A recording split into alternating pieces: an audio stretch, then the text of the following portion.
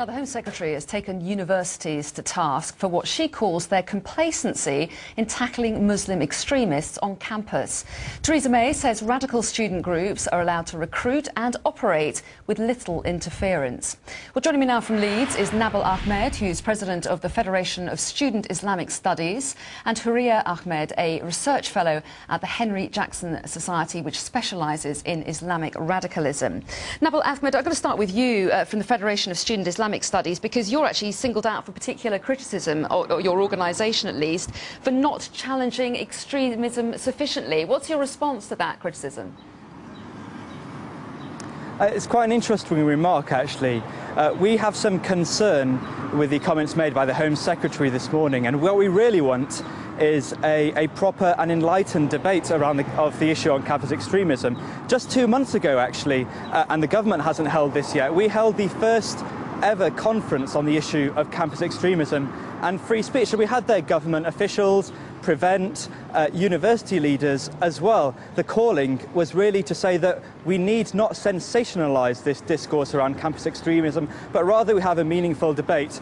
The other thing I should say quite clearly and explicitly is to say that we have never worked with any extremist individual, nor should we or would we, and we have long established British laws which should be upheld, which prevent you from inciting to hatred and inciting to violence. And should anybody on campus cross those lines, then they should be dealt with the full force of the law. We really need a more enlightened, a proper discourse on this issue. And it's actually for this reason that today we have invited the Home Secretary, Theresa May, to join us and join Muslim students in 2 weeks' time to talk about these issues. Nicola Dandridge, the Chief Executive of Universities UK, is joining us for that as well. And I hope we can actually get to the heart of this, be responsible, be mature, and not really be sensational about such an important issue. OK, you're clearly very receptive to debating the whole issue and open to talking about it. But this specific point that Theresa May makes is that she says you need to be prepared to stand up and say that organisations that are extreme or support extremism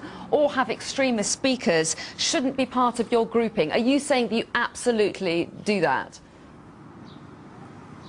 I am saying that we have a well-established British legal system that prevents you from inciting to hatred and prevents you from inciting to violence. If somebody crosses that line, as we have done and have said before, then they should be dealt with the full force of law, and I will be the first to suggest that happens.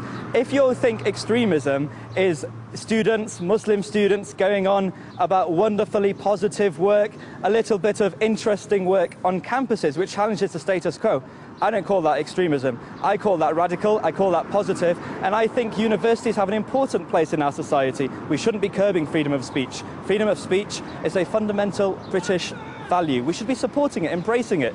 If somebody crosses the line of the law, then deal with them. Huria Ahmed, what do you make of how universities are tackling extremism?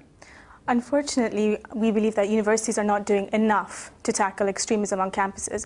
Theresa May was spot on, the Home Secretary was spot on today when she says that universities do need to do more. And unfortunately, whether Mr. Nabil Ahmed would like to admit it or not, FOSIS have been part of the problem, and they do need to do more to stand up and actually say to those who they actually invite on a regular basis, extremist speakers, that they are just not welcome. Or if they are going to invite them, to give them challenge platforms. What about this issue of freedom of speech, though? People should be allowed to air their views. Of course people should be allowed to air their views. No one is saying that freedom of speech shouldn't exist on British campuses. However, when we have individuals who have previously breached the law, have incited violence, for example, we know of one speaker continuously invited on campuses who has said that homosexuals should be thrown off the cliff. Now, I'd like to put to Mr. Nabil Ahmed, what does he think that individual, should he be invited on university campuses to air those kind of intolerant views? Nabil Ahmed? If you want me to answer, I'm very happy to answer that question. I know precisely the quote that she's talking about. The police actually did an investigation into this quote just a couple of years ago because it came on the telly then, and it was actually proven that he did not actually make this quote. What I'd like to say is this. We may not disagree, we may not agree with everything that's said on campus.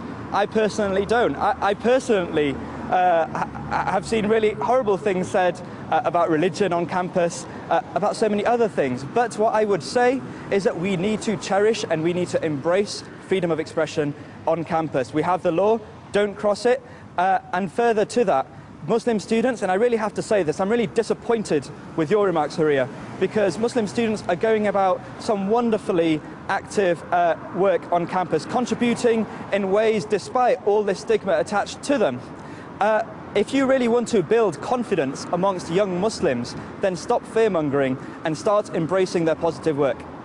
Isn't the real question not so much what's said, but whether it leads to violence? I mean, we have heard from Nicola Dandridge from Universities UK. We heard Nabil refer to her a little bit earlier. They represent vice-chancellors in this country. She says there's no evidence that extremist speakers at university encourage violence. Isn't that the key point here?